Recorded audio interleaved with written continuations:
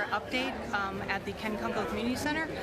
We're going to begin in a few minutes here, so thank you for watching our live stream. And for those people who are going to watch it at a later date, thank you for tuning in and catching up with the information that we're going to have tonight. Feel free to post your questions. We will do our best to answer them as we are going in real time. However, if we do not get to them, we will go ahead and address them as soon as we can and post them to you directly or to the feed where you ask the question. We're going to go ahead and begin in just a minute, so just hang tight and thank you. Here's our friends from North Scarborough Operations Center. If you're following their page, they have a great large audience on there, and they can do all sorts of good social media. Beautiful sunny day here in Fairbanks. If you're joining us live or the replay, please ask questions. Please make sure to get your questions answered either by posting them here or contacting our information shop. Our goal is to make sure you have everything you need, and the community meeting will be starting in just a few minutes as people are packing in here to their favorite community center. You can see we have the maps up there, which have on the left the fire map there, on the right the progression map. That will show you the fire growth in the past 14 days, which is how long it's been since the lightning strike. And if you're just joining us, if you're on a replay, go ahead and ask questions, get engaged, share the feed. We're about a few minutes away from the start with the community meeting, and we'll be discussing the fire itself. The firing operations began today up in the roof again.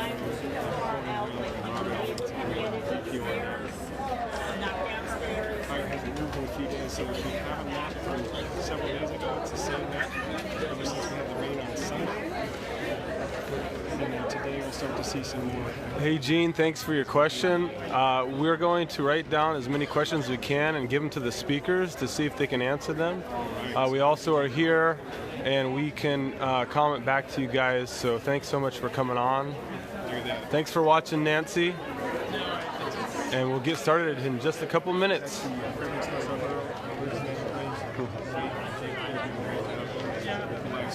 Live stream had 350 live viewers last time, so if something happens in this stream, go ahead and head over there. Or if you're just looking for really great information on the road, how to sign up for the text alerts, which has been very accurately texted today about the road up there being closed and 2 checkpoints. So if you're not in the area and haven't signed up yet, get yourself in those text alerts. Hey, good evening, ladies and gentlemen. How's everybody doing this evening? Good. My name is Katie O'Hara. I am one of the public information officers with Pacific Northwest Team 2. Thank you for joining us this evening for the Shovel Creek Fire Information Update. We've got a good group of folks here to hopefully provide some information about what's going on out on the fire, about our plans coming up, and then hopefully answer some questions for you guys. I want to say a quick thank you to our agency administrators for joining us. Chris and Tim, thanks for joining us this evening. And so up first, we're going to have Rob Allen, our incident commander, just give you a quick overview of the fire, introductions. I'm sure some of you know Rob from way back. But thank you for joining us. After that, we will have a quick update on the fire behavior from Andrew Stinchfield with the team, followed by an operations update from Chris. After that, Mr. Gibbs with the North Star Borough, will give you an update on some of the evacuation information. We'll wrap it up at the end. We're going to hold questions for the end. We'll have a window where we can ask questions that are focused on the whole group, information that the whole group would like to know. After that, the team will stick around. We'll be able to answer questions up here at the maps, breakout groups, and hopefully get to as many of the questions as we possibly can. Also, want to say welcome to the folks that are joining us on the Facebook Live. And we're going to do our best to answer questions that come across that method as well. So thanks everybody for joining us. So we'll go ahead and get started here with Mr. Rob Allen, our incident commander. Well, right in my ear. Well, good evening, everybody. As Katie said, I'm Rob Allen. I'm the Insect Commander for PNW 2. We took over the fire just a couple days ago from Norm McDonald, who you saw last time too. Norm and I have worked together quite a bit. Norm came out with this team also last year down in the lower 48 and worked with us there. So it made for a real smooth transition between the two teams. We share a lot of resources, a lot of key people back and forth between the two of them. So made it really easy. Really nice for me to come home. I lived here in Fairbanks for almost a little over 25 years. Lived just down the road here in the valley for a long time. Spent a lot of time at Ivory Jacks and in this park, so it's kind of nice to be here. So a little bit about the fire today, and I'll let our ops guys do more talk about it, but the big thing I'm sure everybody wants to know about is the evacuation levels that changed. And then we upped everybody on the other side of the road here up into a level 1. We started ignition today to try to take out some of the fire in this upper area here. And as a precaution for that, we wanted to make sure that everybody was in that mindset that, hey, if things don't go really well for us, we might need to have people move out. We knew as we were coming in, and a lot of questions why we haven't gone out and done more direct, why we waited until the weather got nice to burn. As you all know around here, we couldn't burn when we had the cloud cover. The ground's just too wet, wouldn't take the fire, it wouldn't have made a good burn. There's too much perimeter out there to go get right now.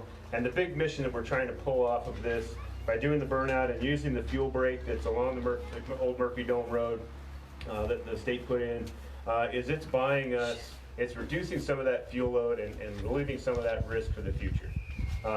For both future firefighters and for folks living in this area, living up there, any chance that we get to remove some of the fuel that's out there is a good thing. So we've got all the things in place right now to do that. We've got some really good lines I'll let our ops guys talk about to make that happen. And that's what our drive is for right now.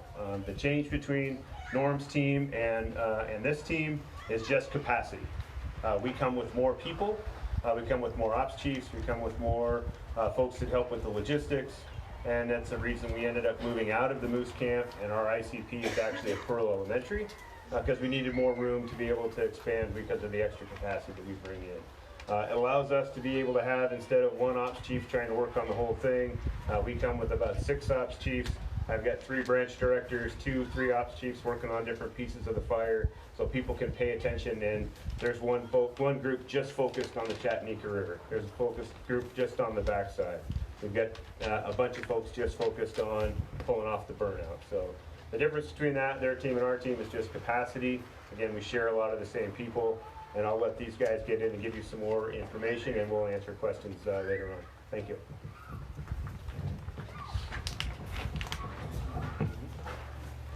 Good afternoon, everybody. Andrew Stinchfield with Fire Behavior. I'm going to start out here by just giving you a brief overview of the weather that we've experienced, and then talk a little bit about what we can expect over the next couple of days. So you're probably all aware, high pressure is setting up here pretty much over the entire state of Alaska. And with that, hot and dry weather are coming with it. So temperatures we're forecasting for tomorrow on the fire line, 78 to 84 degrees.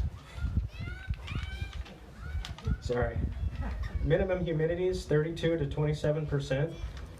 One of the good things that are coming with this high pressure is little wind. We might see a little bit more wind on Sunday, it looks like. It might pick up a little bit, but mostly localized, terrain-driven winds. Most of the wind will be up on the ridge tops. Thinking gusts to 8 to 10, and then maybe a little higher comes Sunday. And there will be a slight wind change as well on Sunday. Right now it's mostly out of the west. Tomorrow we're looking at north winds, and then into Sunday it's looking like north to northeast or easterly. So that's a plus for what the operational folks have going on out there.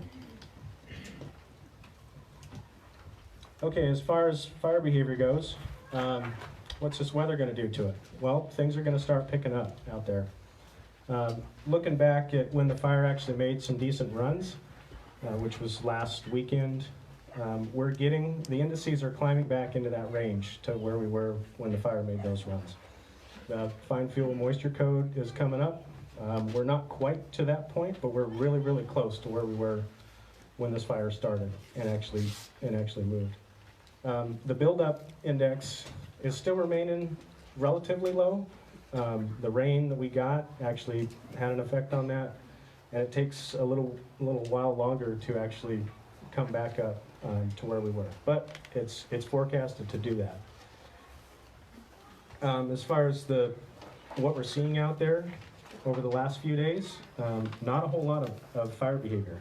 A lot of creeping and smoldering around the edges. All of this east side here, the open line, but we also got a lot of good work done on this west flank as well, due to those cooler weathers and moderated fire behavior.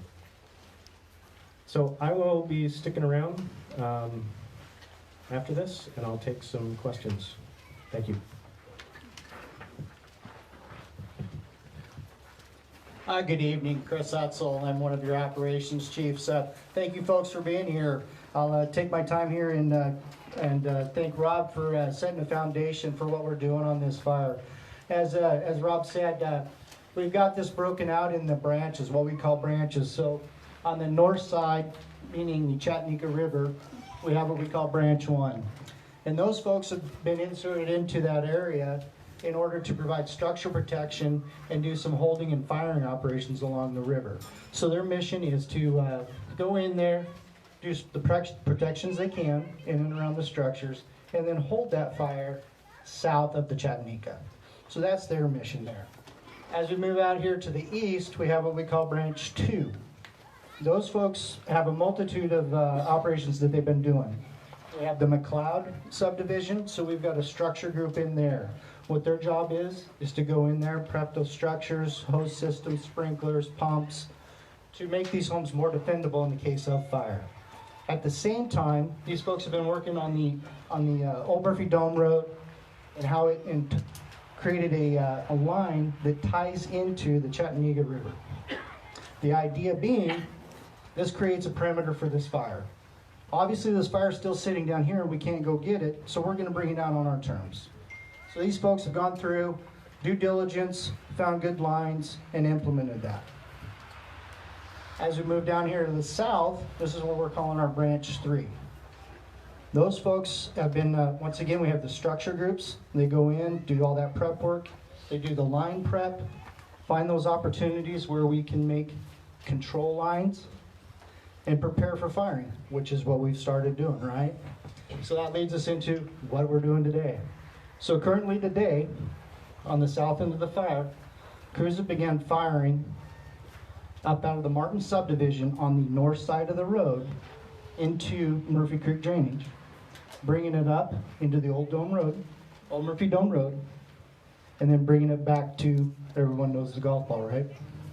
Yeah, so that's what they're doing. The intent behind that is if we can put this fire in here deep enough with the current winds and weather that we have, we've created a control line that as the wind moves, we have the depth that if we get any winds that come out of the northeast, that takes that threat away to all these values at risk. So that's a little bit of our strategy in how we look at fire and how we use fire to put out fire.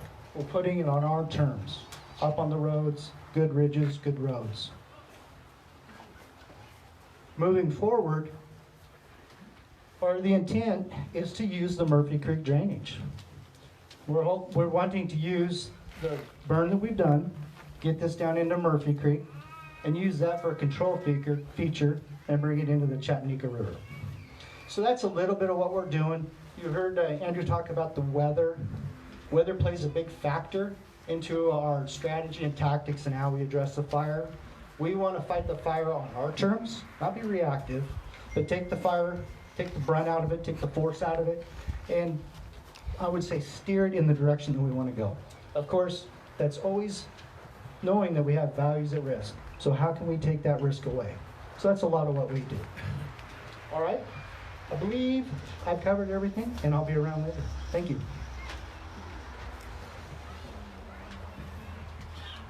Thank you very much. I'm David Gibbs, the Director of Emergency Services with the Borough. I've spoken with you before on a number of occasions. Just from our perspective, we've had a pretty good transition with the team, so it's been almost seamless. They've made us feel very welcome. We've shared some concerns. They've embraced those concerns, and they're working on solutions to the things that we've raised. As you know, we did put a few more neighborhoods back into evacuation status. I think it's worth repeating what those are. Just a reminder, level 1 is the ready state, and that's really the state that we all should be in living up here in the summer. So it's really nothing more than what we should already be. Some additional ones went into level 2, Vancouver specifically. That's our set stage, and that really is the prepare to evacuate, not the it's time to go stage.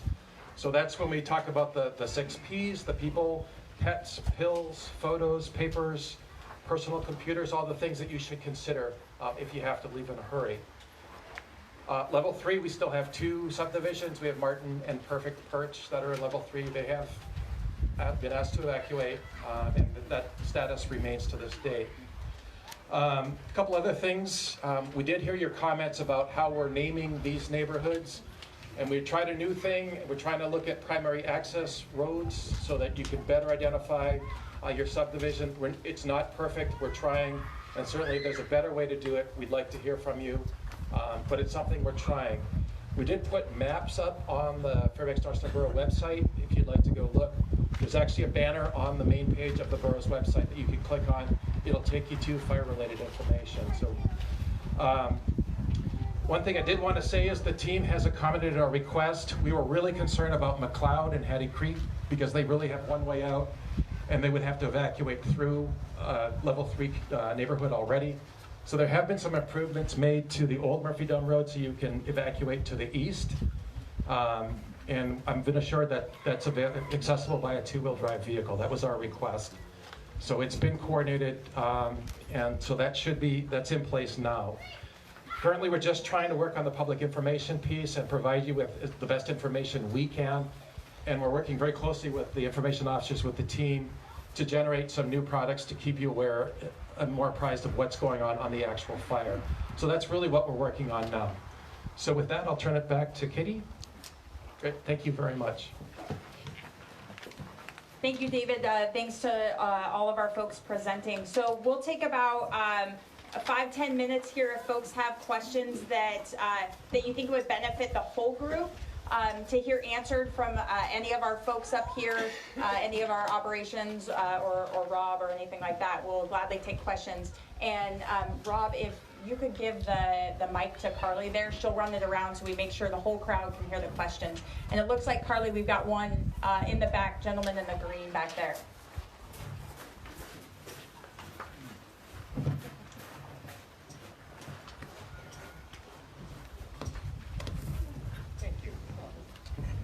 Mike Nutter, Coyote Trail. I'd first off and foremost like to say you guys are doing amazing. Thank you very much.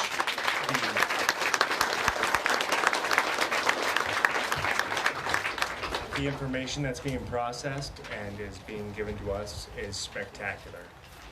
Thank you. I take my hat off. You guys are spectacular.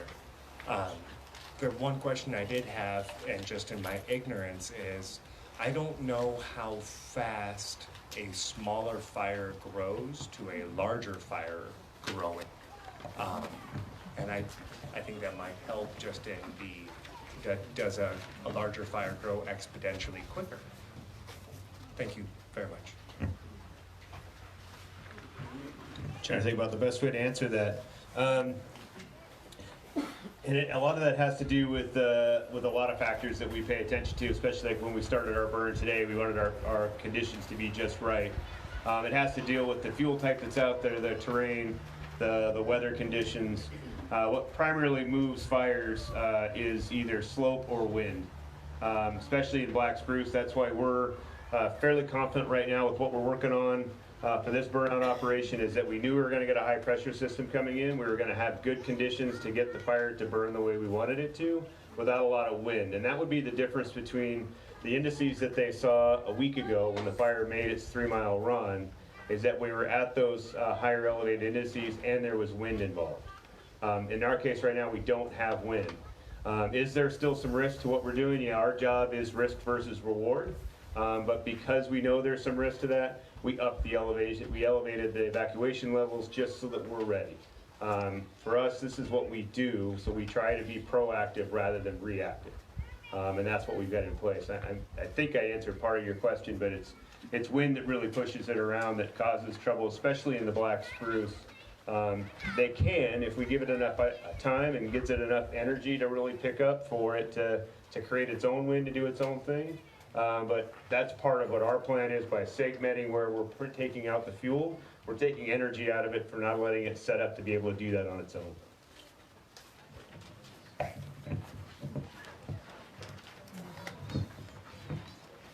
David Rohr, how far east along Old Murphy Dome Road are you doing the burn?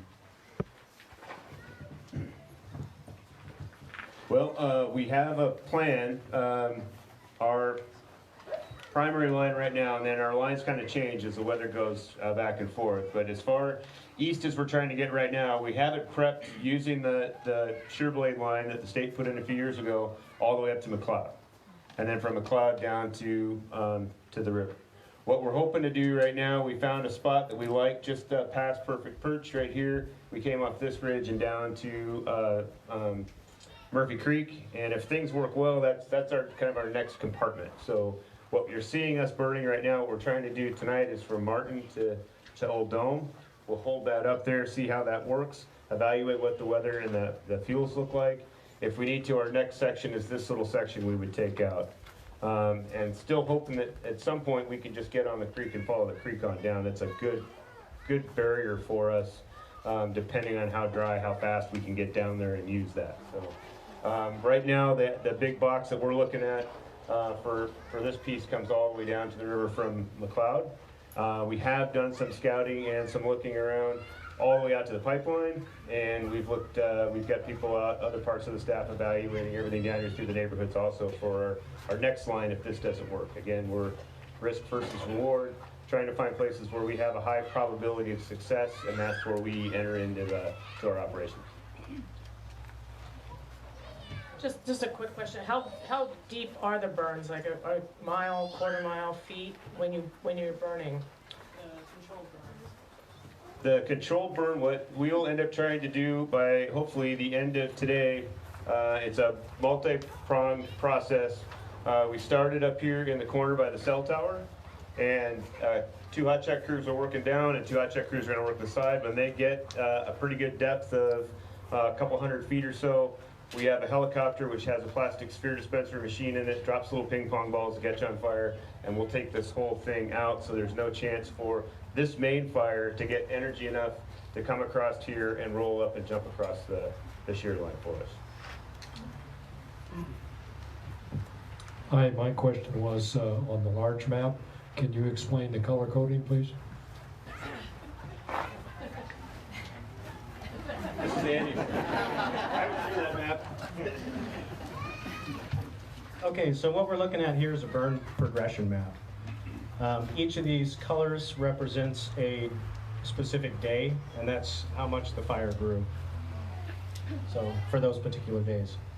And it goes out to July 1st, because we haven't seen a whole lot of growth since July 1st. But it will be good for folks to come up and take a peek at it, especially the fellow that asked the question earlier.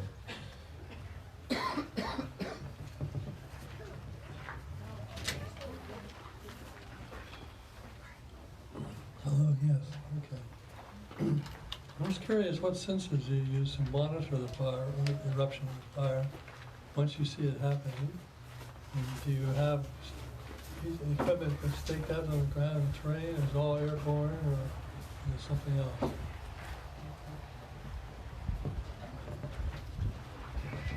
As far as this fire right now that we're watching now, or as fires that get started in the future, initial attack fires? This one right here, this fire right now, we're monitoring it by the, well, we can look on what we have as MODIS satellite imagery is what we can see that we pull up. That'll show us where the hot spots are. We also have people all the way around this fire that are watching it right now. As we're burning, and what we've used the last few days, you've seen the little airplanes with the pontoons on them, the fire bosses flying by. They have IR capability in them, so they can see hot spots as they're flying by, and they'll pick up those. We also have several drones that are here that have IR on them, and also can drop ping pong balls. So we're using a whole suite of stuff to try to figure out where the fire is and where it hasn't moved. We're pretty lucky in this one that you can stand up on Murphy Dome and see most of it right now. See a lot of the area that we need to look at, and that's a really good way for us to keep an eye on what's happening. And there's crews camped up there all night. So what criteria must be met, if there is one, which would bring the communities into the next level of alertness? What we use, how this will work for us, and working closely with David and the borough and the troopers and the National Guard that are here working with us right now, we've set what we call management action points. And if the fire gets to a certain point on this map, that triggers us to make a recommendation to the borough that we need to start moving people out. And that's why we worked on getting the road improved up here, which I'd love to go see because I think I've left the muffler up there before. But if that is out better so that we can get people going this way and folks can come down and we're not trying to run into each other trying to get out of here. But we have management action points set up along this whole, in the areas where we're trying to burn. And if the fire gets to a certain area, then we will make a recommendation that it's time to move. We go into that working with Andrew and the fire behavior folks and looking at the weather, trying to figure out how fast the fire might move so that we can try to move people out in a more orderly fashion than we did when it was an emergency evacuation when the fire made the big run when the green team was here.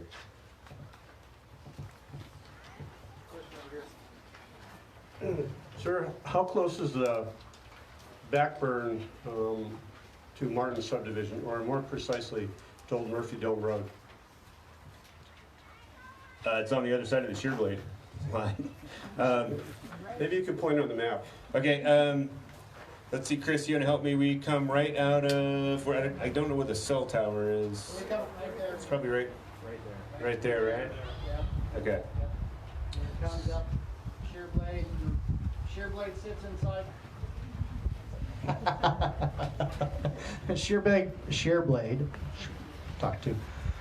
sits inside the road, correct? Everybody's aware of that. So the fire is on the shear blade line essentially. So we're burning the fuels on the north side of the shear blade and using the shear blade and the road as a holding feature, giving us that space. A question, a shear blade then is that big cut that was put in years ago? Yes, by the state. So we've gone through, over the last 5 days, we've gone through and I would say mitigated the fuels, pushed it down with our chippers and with some roller masticators to bring that fuel back down to the ground.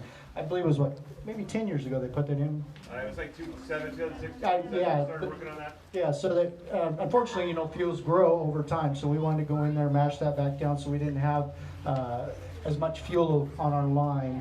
So when we go to burn, so we have an easier time controlling that. I know that you guys don't like to give answers of certainty, but looking at that map, could you point to the natural features that you're counting on to contain the fire? Like if there's a river, a creek, or can you just kind of I'd be line happy that to. out? Yep, so those that are familiar, Old Murphy Dome Road, and then using a feature, this ridge here, where we've gone through with dozer line and hand line to take it down into Murphy Creek. As we follow Murphy Creek out, it comes into the Chattanooga, and that is what we're using for a natural feature, natural and man-made, with our equipment, with our hose lines. Does that answer your question, Mel? Okay, good, thank you. Hi, thanks. Art Nash, Cooperative Extension from UAF. Often the recommendation is, fire-wise, to clear 30 feet around the perimeter of a dwelling. With a hot weekend coming up, though, would you rather the people not try to clear due to possibly starting off a spark with their chainsaw?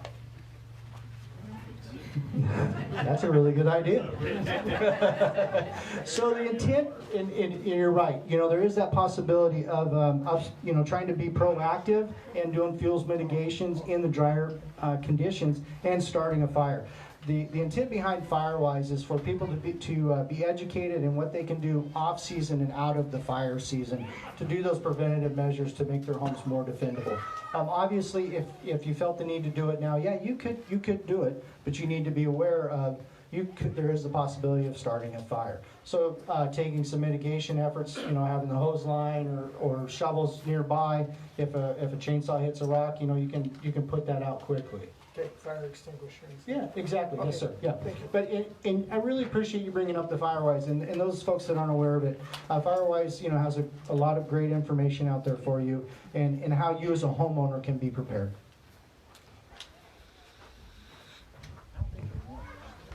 I had a question regarding the sprinkler systems and everything that have been installed. Thank you guys for being so proactive on that. When we did get the level 3 on Ben Martin subdivision, been up there a couple times. What is the system in place as far as when you have this fire breaker running right now? Are the guys there ready with the sprinklers ready to go? Are they running them a couple times a day and keeping structures damp and so forth? What has been? You hit every one of them right there. So they're running those sprinklers. They'll run their sprinkler system at least once a day as they were putting those systems in to test them, check how much water they're using, how much water we need to bring up to the mountain to sustain those sprinklers running. As we started our burning operations, those crews have been running those in different areas to increase that RH, so that it's not as susceptible to spotting. This guy over here's had his hand up for a while, so I'm going to give him the mic. Shoot out. I'm right off, so like your guys' last line of defense. I put in like 5,000 gallons in tank water and went and got a backhoe bucket loader with a brush hog. My question is, when you guys get the ready set, if I move all my livestock out, legally, can I stay at my property? Can you repeat the question?